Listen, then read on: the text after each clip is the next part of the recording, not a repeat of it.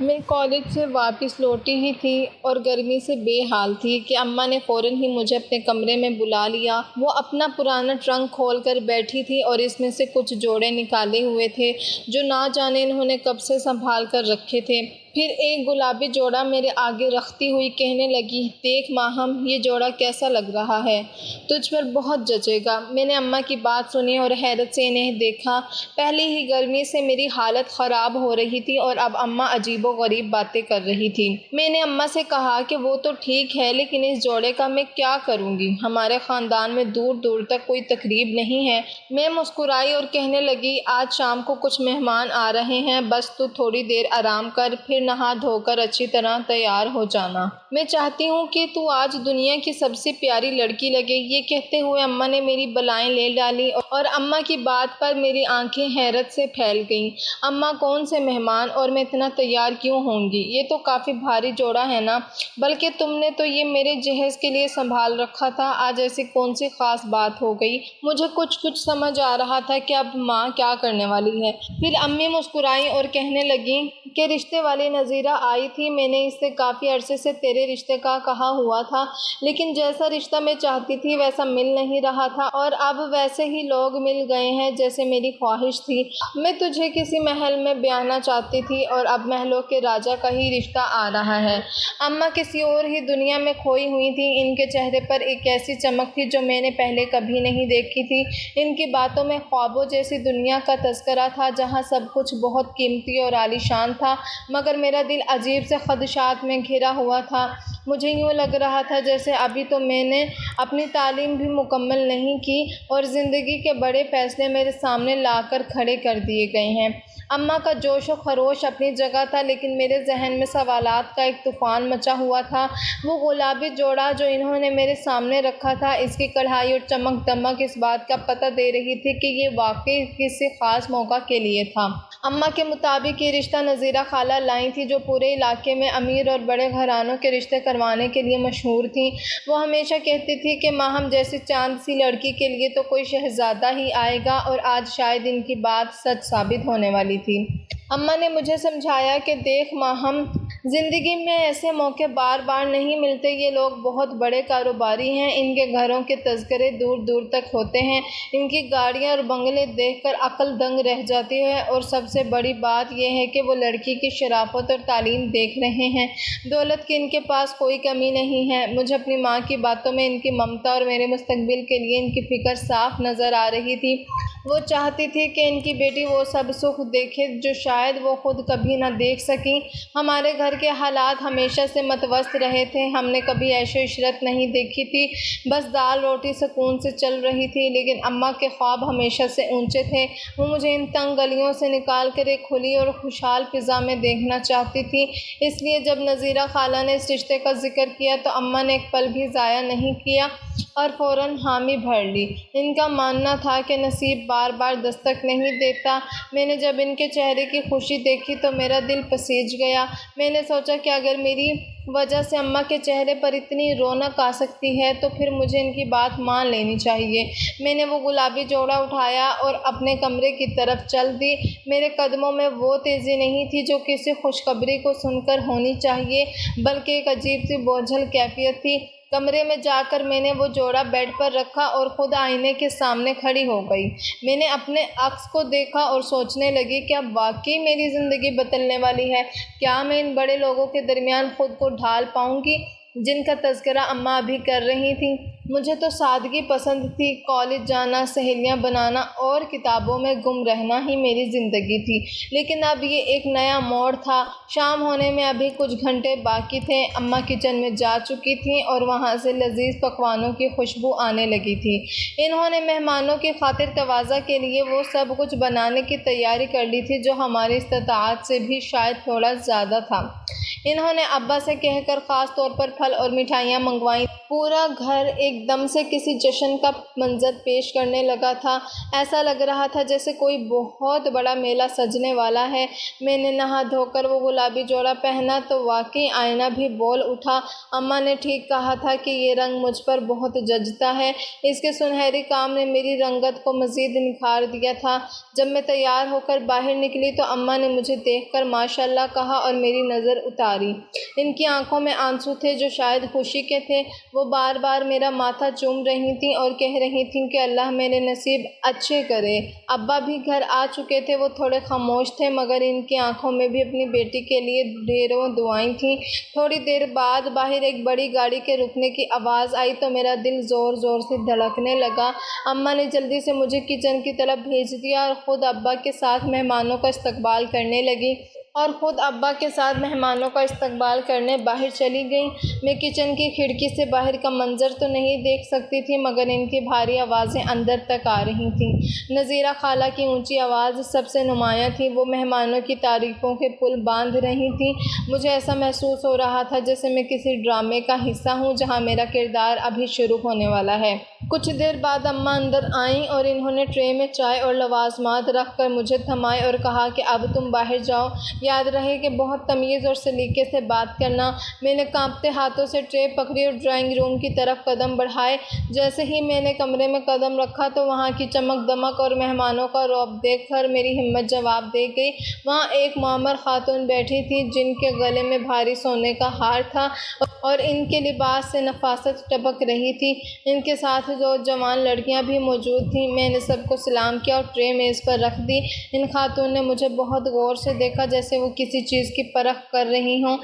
ان کی نظریں میرے لباس، میرے ہاتھوں اور میرے چہرے پر گھوم رہی تھیں۔ مجھے وہ معائنہ بہت عجیب لگا لیکن میں خاموشی سے سر جھکائے کھڑی رہی۔ نذیرہ خالہ نے میری تعریفوں کے ٹوکرے بھرنا شروع کر دیے کہ ہماری ماہم تو ایسی ہے اور ویسی ہے، سگڑ ہے، پڑھی لکھی ہے اور گھر کے کاموں میں تو اس کا کوئی مقابلہ ہی نہیں ہے۔ وہ خاتون مسکرائیں اور انہوں نے میری اماں سے مخاطب ہو کر کہا کہ لڑکی تو واقعی بہت پیاری ہے، بالکل ویسی ہی جیسی ہمیں چاہیے تھی۔ ہمیں ایک ایسی ہی لڑکی کی تلاش تھی جو ہمارے گھر کی رونق بنے اور ہمارے خاندان کا نام روشن کرے۔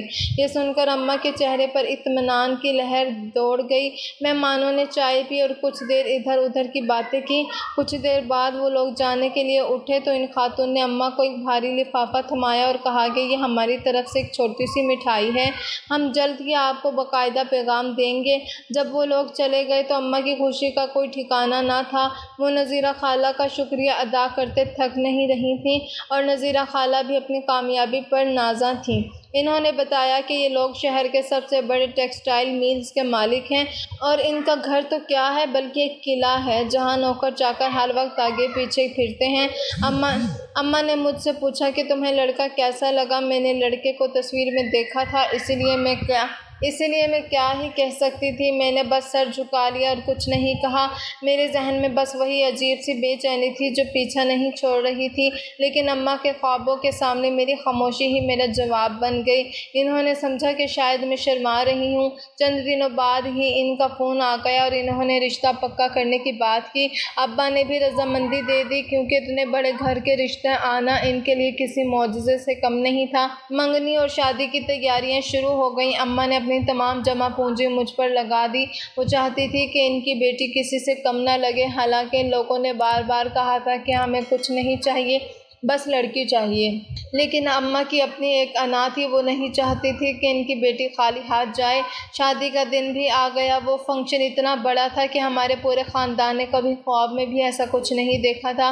روشنیوں سے جگمگاتا ہال، مہنگے کھانے اور سینکڑوں مہمان، ہر طرف ایک چہل پہل تھی۔ میں اس دن کسی شہزادی سے کم نہیں لگ رہی تھی، لیکن میرا دل ابھی بھی اسی خوف میں مبتلا تھا کہ کیا یہ سب حقیقت ہے یا کوئی ایسا خواب جو ٹوٹنے والا ہے۔ رخصتی کا وقت آیا تو اماں اور ابا کی ہچکیاں بندھ گئیں۔ میں ان کے گلے لگ کر بہت روئی۔ مجھے لگ رہا تھا جیسے میں اپنی معصومیت اور اپنی چھوٹی سی پرسکون دنیا پیچھے چھوڑ کر ایک نامعلوم سمندر میں چھلانگ لگا رہی ہوں۔ جب میں اس محل جیسے گھر میں پہنچی تو اس کی وسعت دیکھ کر میری آنکھیں کھلی کی کھلی رہ گئیں۔ ہر طرف سنگ مرمر چمک رہا تھا۔ نوکروں کی ایک فوج کھڑی تھی جو میرے استقبال کے لیے تیار تھی۔ مجھے ایک بڑے سے کمرے میں لے جایا گیا جو ہر طرح کی سہولت سے آراستہ تھا۔ کمرے کی ہر چیز اپنی جگہ مکمل تھی، ہر طرف پھولوں کی خوشبو مہک رہی تھی اور میں اس بھاری جوڑے میں سمٹی اس امید کے ساتھ بیٹھی تھی کہ اب میرا شریک حیات آئے گا اور اپنی محبت بھری باتوں سے میری تمام تھکن اور خوف کو مٹا دے گا۔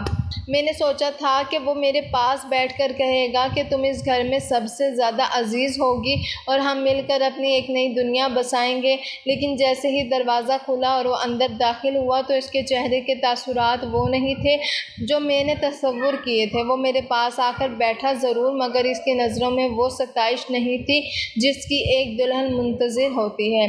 اس نے میری طرف دیکھا اور ایک گہری سانس لے کر بات کا آغاز کچھ اس طرح کیا کہ میرے جسم میں ایک سرد لہر دوڑ گئی۔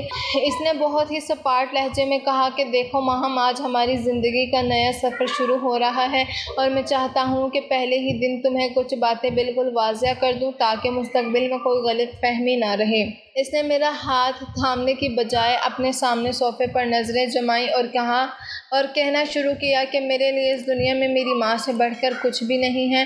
ان کا ہر حکم میرے لیے پتھر پر لکیر ہے اور میں نے آج تک کبھی ان کی بات نہیں ڈالی، اس لیے میں تم سے بھی یہی امید رکھتا ہوں کہ تم ان کے ہر اشارے کو اپنا فرض سمجھو گی اور کبھی ان کے سامنے زبان نہیں کھولو گی۔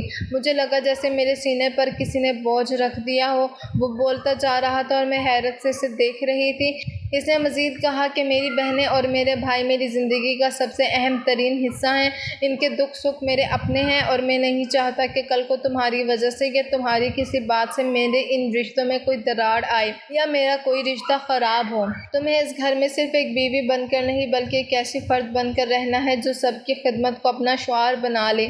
یاد رکھنا کہ اگر کبھی میرے گھر والوں اور تمہارے درمیان کوئی مسئلہ ہوا تو میں ہمیشہ اپنے گھر والوں کا ہی ساتھ دوں گا، کیونکہ وہ میری جڑیں ہیں۔ میں نے ان کی خاطر بہت محنت کی ہے اور آج میں جو کچھ بھی ہوں ان کی دعاؤں سے ہوں۔ اس نے بڑی بے رخی سے میری طرف دیکھا اور کہا کہ میری ماں نے بہت تکلیفیں اٹھا کر ہمیں پالا ہے، اب ان کے آرام کا وقت ہے، اس لیے گھر کے تمام معاملات اور ان کی ہر ضرورت کا خیال رکھنا اب تمہاری ذمہ داری ہے۔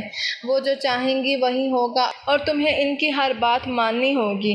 مجھے اس وقت یوں محسوس ہوا جیسے میں کوئی جیتی جاگتی انسان نہیں بلکہ ایک مشینی پرزہ ہوں جسے ایک خاص کام کے لیے اس گھر میں لایا گیا ہے۔ وہ محلوں کا راجا جس کا ذکر اماں نے کیا تھا، وہ تو اپنی سلطنت کے قوانین سنا رہا تھا جن میں میرے لیے محبت کا کوئی خانہ ہی نہیں تھا۔ اس نے صاف الفاظ میں کہہ دیا کہ اگر تم میرے گھر والوں کو خوش رکھو گی تو میں تم سے خوش رہوں گا، ورنہ میرے دل میں تمہارے لیے کوئی جگہ نہیں بن پائے گی۔ میں خاموش بیٹھی اس کی باتیں سنتی رہی اور وہ تمام خواب جو میں نے آنکھوں میں سجا رکھے تھے ایک ایک کر کے ٹوٹنے لگے۔ مجھے اندازہ ہو گیا کہ یہاں زندگی گزارنا اتنا آسان نہیں ہوگا جتنا دور سے نظر آ رہا تھا۔ اس نے ایک بار بھی یہ نہیں پوچھا کہ میں کیسا محسوس کر رہی ہوں یا میرے دل میں کیا ہے۔ اس کے لیے صرف اس کی ماں کی خوشی اور اس کے بہن بھائیوں کا آرام ہی مقدم تھا۔ اس نے مجھے تاکید کی کہ صبح سویرے اٹھ کر کچن سنبھال لینا، کیونکہ میری ماں کو وقت پر ناشتہ اور اپنی تمام چیزیں ترتیب سے ملنی چاہیے۔ وہ بوڑھی ہو چکی ہیں اور میں نہیں چاہتا کہ انہیں اب ذرا سی بھی تکلیف ہو۔ یہ کہہ کر وہ دوسری طرف رخ کر کے لیٹ گیا اور میں اس سجے سجائے کمرے میں خود کو دنیا کی سب سے تنہا لڑکی محسوس کرنے لگی۔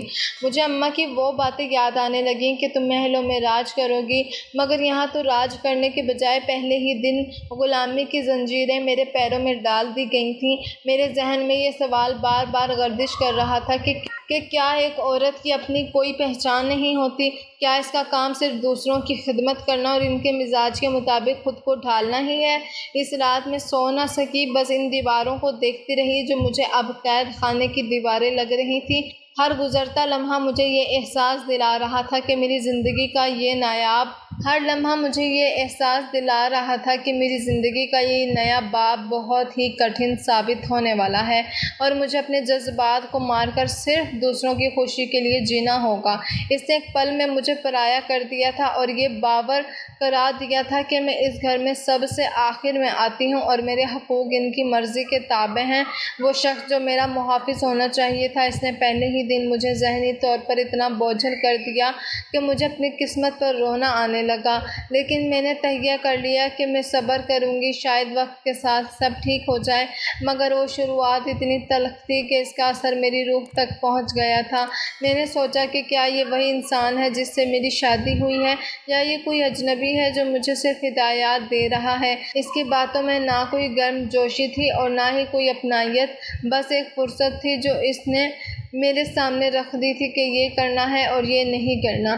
اس نے یہ بھی کہہ دیا کہ میری بہنوں کی فرمائشیں پوری کرنا تمہارا کام ہے، وہ اس گھر کی بیٹیاں ہیں اور ان کا مقام تم سے بلند ہے۔ میں چپ چاپ یہ سب سنتی رہی اور دل ہی دل میں اپنی اس پرسکون زندگی کو یاد کرتی رہی جو میں پیچھے چھوڑ کر آئی تھی۔ اب مجھے معلوم تھا کہ سورج نکلتے ہی میری آزمائش شروع ہو جائے گی اور مجھے ایک ایسی دوڑ میں شامل ہونا پڑے گا جس کی منزل شاید کبھی نہ آئے۔ میں نے اپنے آنسوؤں کو چھپایا اور خود کو آنے والے کل کے لیے تیار کرنے لگی، کیونکہ اب پیچھے مڑنے کا کوئی راستہ نہیں تھا اور مجھے اس محل میں اپنی جگہ بنانے کے لیے ان تمام کڑی شرائط کو پورا کرنا تھا جو میرے شوہر نے میرے سامنے رکھی تھیں۔ وہ رات میری زندگی کی طویل ترین رات تھی، جہاں ہر خوشبو زہر لگ رہی تھی اور ہر روشنی اندھیرا محسوس ہو رہی تھی۔ میں نے جان لیا تھا کہ میری اہمیت اس گھر میں صرف ایک خدمت گزار کی ہے اور مجھے اسی کردار کو نبھانا ہے، چاہے میرا دل اس کے لیے تیار ہو یا نہ ہو۔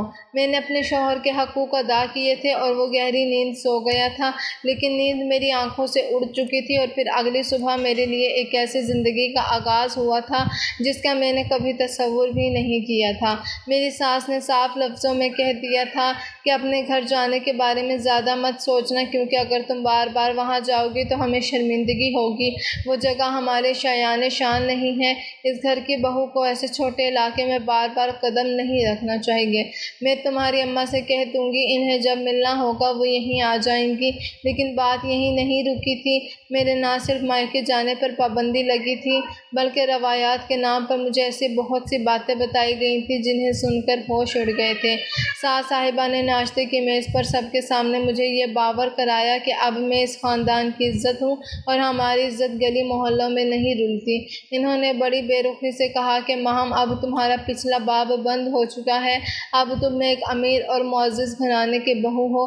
تمہارا اٹھنا بیٹھنا، بولنا اور ملنا جلنا سب ہمارے معیار کے مطابق ہوگا۔ انہوں نے مجھے سختی سے منع کر دیا کہ میں اپنی کسی پرانی سہیلی سے رابطہ نہ رکھوں۔ ساس صاحبہ نے مزید کہا کہ اس گھر میں عورتیں اونچی آواز میں بات نہیں کرتی اور نہ ہی اپنی مرضی سے کہیں باہر جاتی ہیں۔ اگر تمہیں کہیں جانا بھی ہوا تو پہلے مجھ سے اجازت لینی ہوگی اور میرے ساتھ ہی جانا ہوگا۔ یہاں تک کہ گھر کے اندر بھی تمہیں ہر وقت سر پر دوپٹہ رکھنا ہوگا اور نوکروں سے بات کرتے وقت پردے کا خاص خیال رکھنا ہوگا۔ مجھے ایسا لگ رہا تھا جیسے میں کسی قدیم زمانے کی قیدی بن گئی ہوں، جہاں سانس لینے کے لیے بھی اجازت درکار ہوتی ہے۔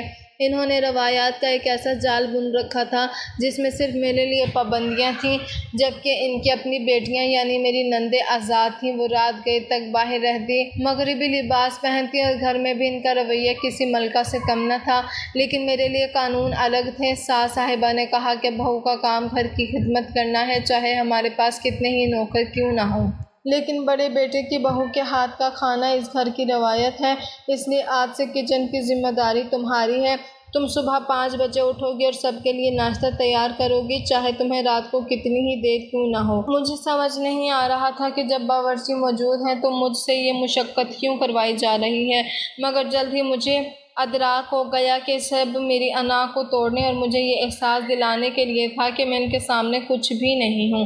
میرے شوہر نے ان تمام باتوں پر ایک لفظ بھی نہ کہا۔ وہ خاموشی سے ناشتہ کرتا رہا، جیسے اسے ان پابندیوں سے کوئی سروکار نہ ہو، بلکہ اس کی خاموشی ان تمام سختیوں کی تائید کر رہی تھی۔ میں نے جب اس کی طرف مددگار نظروں سے دیکھا تو اس نے نظریں چرا لیں اور اٹھ کر آفس چلا گیا۔ اس دن کے بعد سے میری زندگی ایک مشینی انداز میں گزرنے لگی۔ میں صبح سویرے اٹھتی، بھاری بھرکام جوڑے پہن کر کچن میں جاتی، تپتی گرمی میں 10 افراد کا کھانا تیار کرتی۔ میری نندیں اے سی والے کمروں میں سوئی رہتی اور ساس صاحبہ آرام کرتی، مگر مجھے ذرا سا بھی سکون میسر نہ تھا۔ اگر میں تھک کر تھوڑی دیر بیٹھ جاتی تو فوراً کوئی نہ کوئی کام تھما دیا جاتا یا طنز کیا جاتا کہ غریب گھر کی لڑکیاں اتنی نازک نہیں ہوتی، تم تو محنت کی عادی ہوگی، پھر اب کیوں جی چرا رہی ہو۔ ان کے طنز کے تیر میرے کلیجے کو چھلنی کر دیتے تھے۔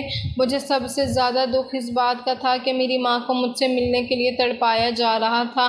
میں جب بھی فون کرتی تو ساس پاس ہی بیٹھی ہوتی تاکہ میں کچھ بتا نہ سکوں۔ اماں پوچھتی کہ ماہم کیسی ہو تو میں بھرائی ہوئی آواز میں کہتی کہ اماں میں بہت خوش ہوں، یہاں بہت سکھ ہے، حالانکہ میں اندر سے ٹوٹ رہی ہوتی تھی۔ میری ساس نے روایات کا لبادہ اوڑھ کر مجھ سے میری ہر وہ خوشی چھین لی تھی جو ایک نئی نویلی دلہن کا حق ہوتی ہے۔ مجھے نہ تو کسی تقریب میں جانے کی اجازت تھی اور نہ ہی کسی سے کھل کر بات کرنے کی، بس ایک خاموش مورت بن کر رہنا ہی میرا مقدر بن چکا تھا۔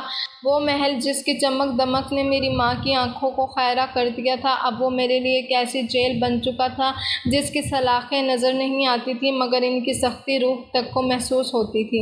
مجھے ہر قدم پھونک پھونک کر رکھنا پڑتا تھا کہ کہیں کوئی روایت نہ ٹوٹ جائے، کہیں ساس صاحبہ ناراض نہ ہو جائے اور کہیں میرا شوہر مجھ سے منہ نہ پھیر لے۔ اس گھٹن زدہ ماحول میں اپنی پہچان کھوتی جا رہی تھی اور مجھے لگ رہا تھا کہ میں اب وہ ماہم نہیں رہی جو ہنستی مسکراتی تھی اور جس کے خواب آسمان کو چھوتے تھے۔ اب میرے خواب صرف کچن کی دیواروں اور ساس کے احکامات تک محدود ہو کر رہ گئے تھے، اور یہ تو ابھی سے شروعات تھی کیونکہ ان کی مانگیں اور ان کا رویہ دن بدن مزید سخت ہوتا جا رہا تھا، اور میں بس یہ سوچ کر صبر کر رہی تھی کہ شاید کبھی تو انہیں مجھ پر ترس آئے گا، مگر وہ لوگ تو جیسے دل کے بجائے پتھر رکھتے تھے جنہیں کسی کے آنسوؤں سے کوئی فرق نہیں پڑتا تھا۔ دھیرے دھیرے مجھ سے وہ سارا زیور واپس لے لیا گیا جو مجھے شادی پر چڑھایا گیا تھا۔ میرے قیمتی کپڑے میری نندوں میں تقسیم ہو گئے تھے اور مجھے عام سے سادے پرانے کپڑے یہ کہہ کر پکڑا دیے گئے تھے کہ اتنے بھاری کپڑے پہن کر اب باورچی خانے میں کام کرنے کی کوئی ضرورت نہیں، اب تم پرانی دلہن ہو گئی ہو۔ یہ سب اتنی خاموشی اور چالاکی سے کیا گیا کہ مجھے سنبھلنے کا موقع ہی نہ ملا۔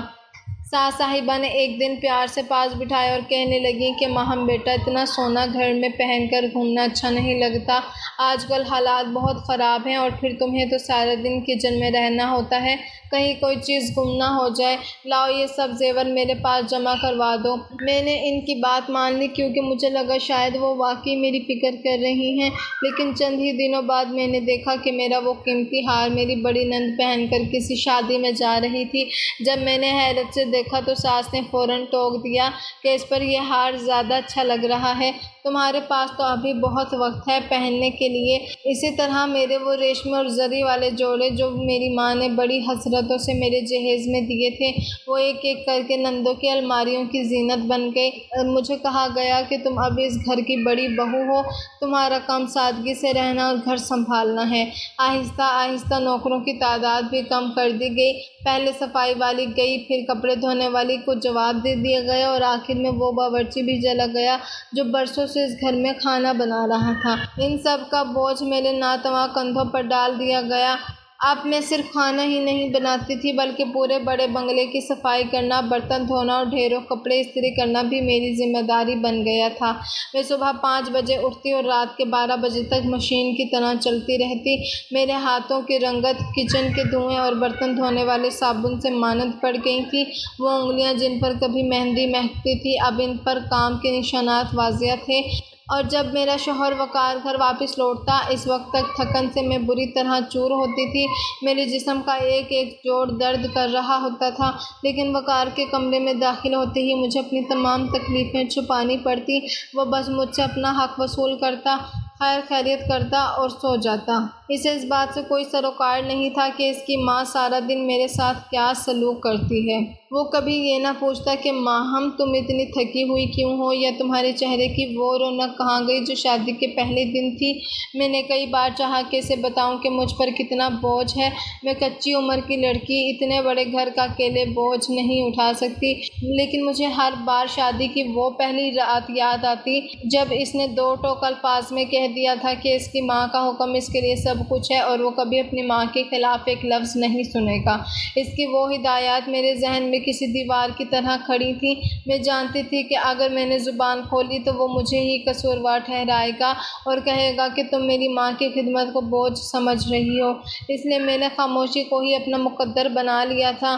وقار جب گھر آتا تو صاحب صاحبہ ایک دم سے بدل جاتی۔ وہ اس کے سامنے مجھ پر بہت شفقت دکھاتی اور کہتی کہ دیکھو وقار، میں نے ماہم کو کتنا آرام دیا ہوا ہے، میں نے اسے کہا ہے کہ کام کم کیا کرے لیکن یہ لڑکی سنتی ہی نہیں ہے، کتنا پیار ہے اسے اس گھر سے۔ یہ سن کر وقار فخر سے میری طرف دیکھ اور میں اندر ہی اندر لہو کے آنسو روتی کہ کاش اسے حقیقت کا پتہ چل پاتا، لیکن حقیقت تو یہ تھی کہ وقار خود بھی شاید سچ دیکھنا نہیں چاہتا تھا۔ اسے ایک ایسی بیوی مل گئی تھی جو اس کے گھر والوں کی خدمت گزار تھی اور بدلے میں کچھ مانگتی بھی نہیں تھی۔ میری نندیں سارا دن اپنے کمروں میں اے سی چلا کر آرام کرتی، فون پر باتیں کرتی یا شاپنگ کے لیے باہر نکل جاتی، اور میں تپتے ہوئے کچن میں 10 افراد کے لیے کئی قسم کے پکوان تیار کرتی۔ کبھی کوئی مہمان آ جاتا تو میری مشقت دگنی ہو جاتی، لیکن داد ہمیشہ ساس صاحبہ کو ملتی کہ انہوں نے گھر کو کتنا اچھا سنبھالا ہوا ہے۔ میں اکثر رات کو بستر پر لیٹ کر اپنے ہاتھوں کو دیکھتی اور سوچتی کہ کیا میری زندگی یہی ہے؟ کیا میں اسی دن کے لیے پڑھی لکھی تھی کہ کسی کے گھر کی مفت کی ملازمہ بن جاؤں؟ میرے خواب، میری ڈگریاں اور میری خواہشیں سب اس محل کے کوڑے دان میں جا چکی تھی۔ کبھی کبھی اماں کا فون آتا تو وہ بڑے فخر سے اپنی پڑوسنوں کو بتاتی تھی کہ میری بیٹی تو محلوں میں راج کر رہی ہے، اسے کسی چیز کی کمی نہیں ہے، ساس اسے پلکوں پر بٹھا کر رکھتی ہے۔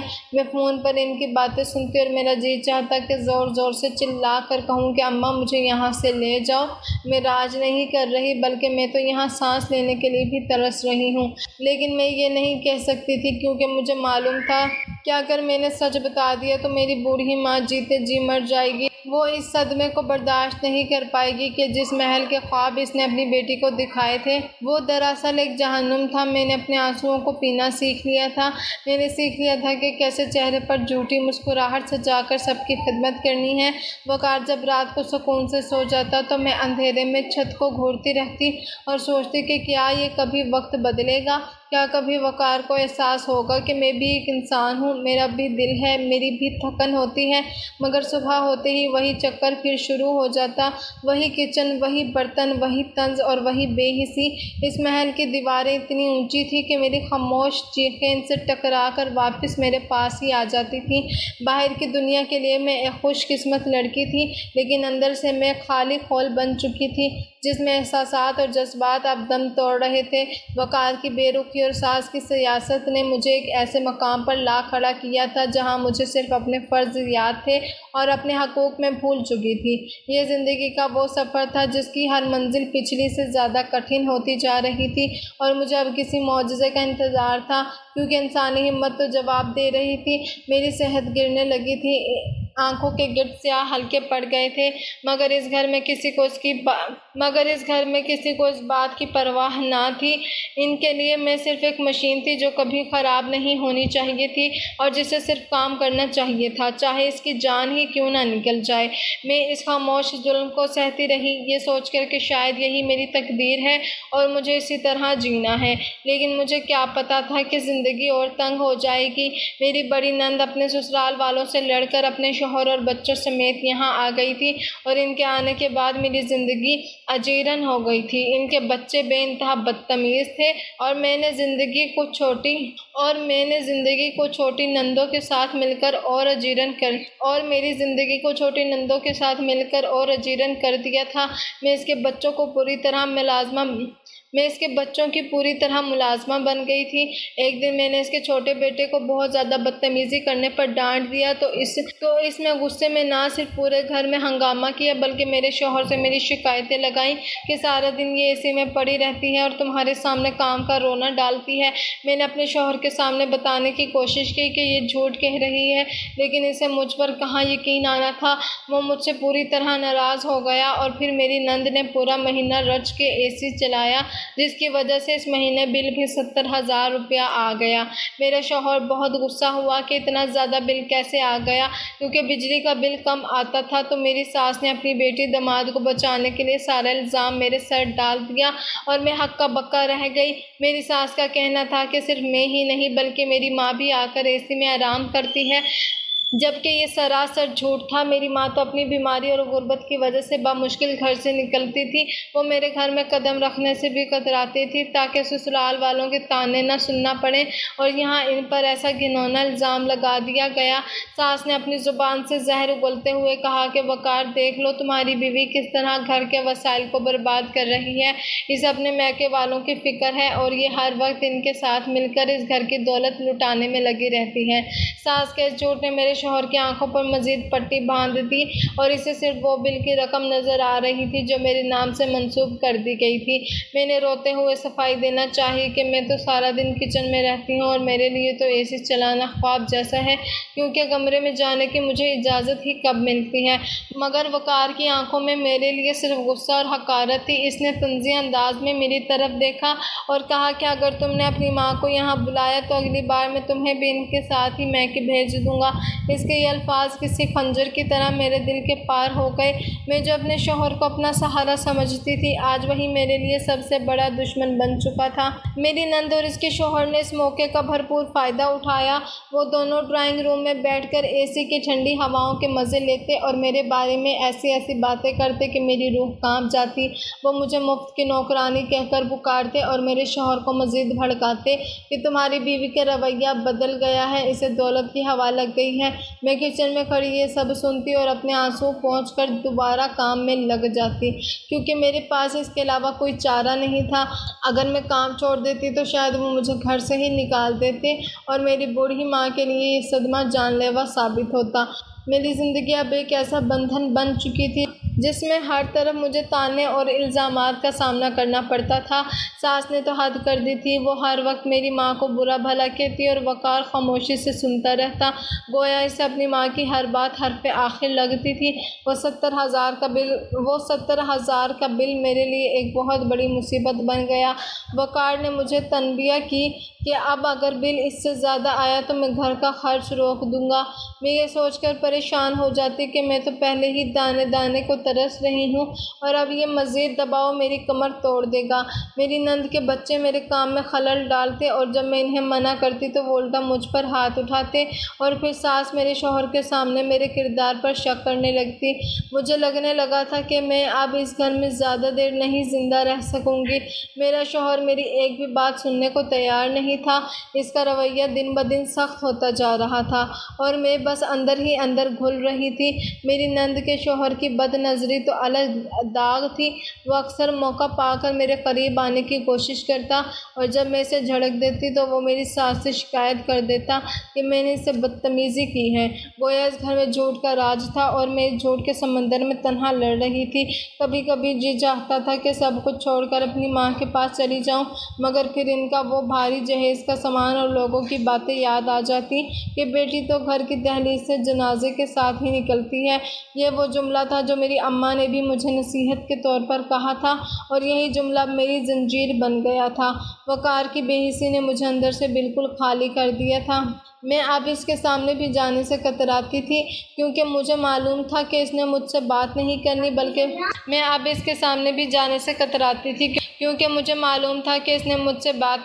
بلکہ مجھ پر برسنا ہے۔ میری ساس نے مجھے نوکرانیوں سے بھی بدتر بنا دیا تھا۔ وہ مجھ سے ایسے کام کرواتی جن کا سوچ کر بھی انسان کانپ جائے، اور اگر میں تھوڑی سی بھی کوتاہی کرتی تو وہ پورے گھر میں واویلا مچا دیتی کہ اس لڑکی نے تو ہماری ناک کٹوا دی۔ میں نے بار بار وقار سے کہا کہ میری ماں یہاں نہیں آتی اور نہ ہی وہ اے سی کا استعمال کرتی ہیں، مگر وقار کا جواب صرف ایک ہوتا کہ میری ماں کبھی غلط نہیں ہو سکتی۔ یہ سن کر میرا کلیجہ منہ کو آتا۔ ایک ماں کا بیٹا اپنی بیوی کی اتنی بھی عزت نہیں کرتا کہ اس کا موقف سن سکے۔ ہر گزرتا دن ایک نئی آزمائش لے کر آتا تھا اور میں اس محل نما گھر میں خود کو ایک لاوارث انسان محسوس کرنے لگی تھی جس کی کوئی شنوائی نہیں تھی اور جو ہر روز اپنی ہی عزت کو نیلام ہوتے ہوئے دیکھ رہی تھی۔ پھر ایک دوپہر میں باورچی خانے میں کام میں مصروف تھی۔ میرا وجود پوری طرح پسینے سے شرابور تھا۔ گرمی سے مجبور ہو کر میں نے دوپٹہ بھی اتار کر ایک طرف رکھ دیا تھا۔ میرے ارد گرد کوئی ملازم نہیں تھا، سب چھٹی کر کے دوپہر کے وقت اپنے کوارٹر میں چلے گئے تھے اور میں اکیلی ہی رات کے کھانے کی تیاری میں لگی ہوئی تھی کہ جب میری نند کا شوہر باورچی خانے میں آیا اور جب اس کی نظر مجھ پر پڑی تو اس پر شیطان سوار ہو گیا اور وہ میرے نزدیک آیا اور عجیب و غریب سی باتیں کرتے ہوئے بے باک حرکتیں کرنے کی کوشش کرنے لگا۔ میں ایک دم ہی خوفزدہ ہو گئی، پیچھے ہٹنے لگی لیکن دیوار سے ٹکرا کر رک گئی۔ وہ میرے نزدیک آیا اور اس نے ایک انتہائی بیہودہ جملہ کسا اور ساتھ ہی میرے ہاتھوں کو جکڑ کر میرے نزدیک ہونے کی کوشش کی، لیکن اتنے میں اچانک میرے شوہر نے پیچھے سے اسے کھینچ لیا اور اس کے منہ پر ایک زوردار تمانچہ لگایا۔ اپنے شوہر کو دیکھ کر میرے ہوش اڑ گئے تھے۔ میں جانتی تھی کہ اب ایک بار پھر وہ میرے ساتھ بہت برا سلوک کریں گے۔ میری بات کی نہ کوئی اہمیت ہے اور نہ ہی میرے کردار کی کوئی عزت، لیکن میں غلط ثابت ہوئی تھی کیونکہ میرے شوہر نے نہ صرف اس کے منہ پر تمانچہ لگایا تھا بلکہ برا بھلا بھی کہا تھا۔ اتنے میں میری نند دوڑتی ہوئی آئی اور اپنے شوہر کو بچانے کی کوشش کرنے لگی۔ ساس نے بھی مجھے بدکردار ٹھہرانے کی کوشش کی لیکن میرے شوہر نے ہاتھ اٹھا کر انہیں خاموش کروا دیا اور کہنے لگا، اماں میں سب کچھ برداشت کر سکتا ہوں لیکن کوئی میری عزت پر ہاتھ ڈالے یہ میں کبھی برداشت نہیں کروں گا۔ اتنا تو مجھے بھی معلوم ہے کہ میری بیوی آپ لوگوں کی کتنی خدمت کرتی ہے لیکن بدلے میں اس گھر میں اس کے ساتھ یہ سب کچھ ہوتا ہے، یہ میں نے تصور بھی نہیں کیا تھا۔ میں آج تک صرف اس لیے خاموش تھا کیونکہ آپ کے مجھ پر بہت احسانات ہیں۔ میری سگی ماں کے جانے کے بعد آپ نے مجھے اپنی اولاد کی طرح پالا اور آپ کے بچوں نے مجھے اپنا بھائی سمجھا، لیکن میری بیوی آنے کے بعد آپ لوگوں نے اسے جس طرح ملازمت کا درجہ دیا اور اس پر الزام لگائے، ان سب سے واقف ہونے کے بعد بھی میں مجبوراً خاموش تھا، مگر اب میں خاموش نہیں رہ سکتا تھا۔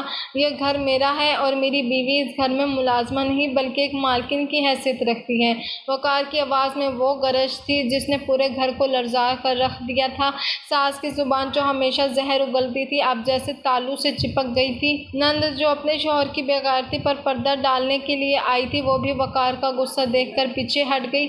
وقار نے مجھ پر اپنی شرٹ ڈالی اور مجھے سہارا دے کر کچن سے باہر لایا۔ اس کی آنکھوں میں ندامت اور غصہ دونوں تھے۔ وہ شخص جو اب تک خاموش تماشائی بنا رہا تھا آج اس نے اپنی مردانگی کا وہ روپ دکھایا جو ایک بیوی کا اصل تحفظ ہوتا ہے۔ اس نے اپنی بہن کے شوہر کو گریبان سے پکڑا اور گھر کے صدر دروازے کی طرف گھسیٹتے ہوئے کہا کہ نکل جاؤ میرے گھر سے ابھی اور اسی وقت۔ اگر دوبارہ تم نے میری بیوی کی طرف میلی آنکھ سے دیکھا تو میں تمہارے ہاتھ توڑ دوں گا۔ میری نند چلانے لگی کہ وقار بھائی یہ آپ کیا کر رہے ہیں، یہ میرے شوہر ہیں۔ ساس بھی بیچ میں پڑی کہ وقار یہ تماشا بند کرو، لوگ کیا کہیں گے، لیکن وقار نے ایک نہ سنی۔ اس نے صاف کہہ دیا کہ جو شخص میرے گھر میں رہ کر میری ہی عزت پر ہاتھ ڈالے اسے یہاں رہنے کا کوئی حق نہیں ہے۔ اس نے نند سے مخاطب ہو کر کہا کہ تم نے جس طرح ماہم پر جھوٹے الزامات لگائے اور اسے اے سی کا طعنہ دیا میں سب جانتا تھا۔ میں نے کل رات سی سی ٹی وی کیمرے کی فوٹیج دیکھی تھی جس میں تم اور تمہارے بچے ہر وقت اے سی چلا کر عیاشی کرتے تھے اور میری معصوم بیوی کچن میں جل رہی تھی۔ میں نے سوچا تھا کہ شاید تمہیں خود ہی شرم آ جائے گی لیکن تمہاری ڈٹھائی دیکھ کر مجھے اپنی خاموشی پر افسوس ہو رہا ہے۔ ساس نے دیکھا کہ جب پاسا پلٹ گیا ہے تو وہ رونے لگی اور جذباتی ڈرامہ شروع کر دیا کہ میں نے تمہیں اسی لیے پالا تھا کہ تم آج ایک لڑکی کی خاطر ہمیں گھر سے نکال دو گے۔ وقار نے بہت دکھ سے اپنی ماں کی طرف دیکھا اور کہا کہ اماں آپ میری ماں ہیں اور میں نے ہمیشہ آپ کا احترام کیا ہے لیکن آپ نے میری شرافت کا فائدہ اٹھایا۔ آپ نے ماہم کو اس گھر کی بہو نہیں بلکہ ایک باندھی سمجھ لیا تھا، اس کے زیورات چھین لیے، اس کے کپڑے بانٹ دیے اور اسے ہر وقت ذلیل کیا۔ میں خاموش رہا کیونکہ میں آپ کا دل نہیں دکھانا چاہتا تھا، لیکن آج اس درندے نے جو حرکت کی ہے اس کے بعد میری خاموشی گناہ بن جاتی۔ اس نے مجھے اپنے قریب کیا اور سب کے سامنے اعلان کیا کہ آج سے اس گھر کے تمام فیصلے ماہم کرے گی۔ اگر کسی کو یہاں رہنا ہے تو اسے ماہم کی عزت کرنی ہوگی اور اس کا ہاتھ بٹانا ہوگا، ورنہ میرے گھر کے دروازے سب کے لیے کھلے ہیں، تم لوگ واپس جا سکتے ہو۔ وقار کی یہ باتیں سن کر میرے دل پر جو بوجھ تھا وہ ایک دم سے ہلکا ہو گیا۔ مجھے یوں لگا جیسے برسوں کی قید کے بعد مجھے آزادی ملی ہو۔ وہ محل جو اب تک مجھے ایک قبرستان لگتا تھا اب وہ مجھے اپنا گھر محسوس ہونے لگا تھا۔ میری نند اور اس کا شوہر اپنا سامان لے کر کمرے میں چلے گئے۔ ساس خاموشی سے صوفے پر بیٹھ گئی جیسے ان کا سارا غرور خاک میں مل گیا ہو۔ وقار مجھے اپنے کمرے میں لے گئے اور میرے سامنے بیٹھ کر میرے ہاتھ تھام لیے۔ اس نے پہلی بار میری آنکھوں میں دیکھ کر معافی مانگی اور کہا کہ ماہم مجھے معاف کر دینا، میں نے تمہیں بہت دکھ دیے، میں نے اپنی ممتا کے بوجھ تلے تمہارے حقوق کو روند ڈالا، مجھے لگا تھا کہ میری خاموشی گھر میں سکون رکھے گی، لیکن مجھے نہیں پتا تھا کہ میری خاموشی تمہیں جیتے جی مار دے گی۔ میں نے اسے خاموش کروا دیا اور کہا کہ آج آپ نے میرا مان رکھ لیا، یہی میرے لیے کافی ہے۔ اس دن کے بعد اس گھر کا نقشہ ہی بدل گیا۔ وقار نے تمام نوکروں کو واپس بلایا اور ساس کو سختی سے کہہ دیا کہ ماہم اب کچن میں نہیں جائے گی، بلکہ وہ صرف اس گھر کی نگرانی کرے گی۔ نند جو پہلے مجھ پر حکم چلاتی تھی، اب وہ خود اپنے کام کرنے پر مجبور تھی، کیونکہ وقار نے اس کی عیاشیوں پر پابندی لگا دی تھی۔ مجھے میرے تمام زیورات اور کپڑے واپس مل گئے، لیکن سب سے بڑی چیز جو مجھے ملی وہ میرا وقار تھا، میری عزت تھی، جو میرے شوہر نے مجھے سب کے سامنے لوٹائی تھی۔ اب اماں جب بھی فون کرتی تو میں سچے دل سے مسکرا کر کہتی کہ اماں میں واقعی محلوں کی رانی بن گئی ہوں، کیونکہ اب میرا شوہر میرا محافظ بن کر میرے ساتھ کھڑا تھا۔ ساس کے رویے میں بھی آہستہ آہستہ تبدیلی آنے لگی، کیونکہ وہ جان گئی تھی کہ اب ان کی دال نہیں گلے گی۔ وہ لوگ جو مجھے حقیر سمجھتے تھے اب میری ایک آواز پر حاضر ہوتے تھے۔ یہ زندگی کا وہ نیا موڑ تھا جہاں مجھے احساس ہوا کہ صبر کا پھل واقعی ہی میٹھا ہوتا ہے، لیکن اس کے لیے حق کی آواز بلند کرنا بھی ضروری ہے۔ وقار نے اس دن صرف مجھے نہیں بچایا تھا، بلکہ اس نے ہمارے رشتے کو ایک نئی زندگی دی تھی۔ اب اس گھر میں گھٹن نہیں تھی بلکہ اپنائیت تھی۔ وہ 70,000 کا بل جو میرے نام پر لگایا گیا تھا، وقار نے وہ نند کے شوہر سے بھروا کر اسے اس کی اوقات یاد دلا دی تھی۔ اب میں واقعی اس محل کی مالکن تھی جہاں میری مرضی چلتی تھی اور جہاں مجھے محبت اور احترام دونوں میسر تھے۔ زندگی اب ایک خوبصورت خواب کی طرح گزر رہی تھی اور میں ہر روز اللہ کا شکر ادا کرتی تھی کہ اس نے مجھے وہ مقام عطا کیا جس کی میں حقدار تھی۔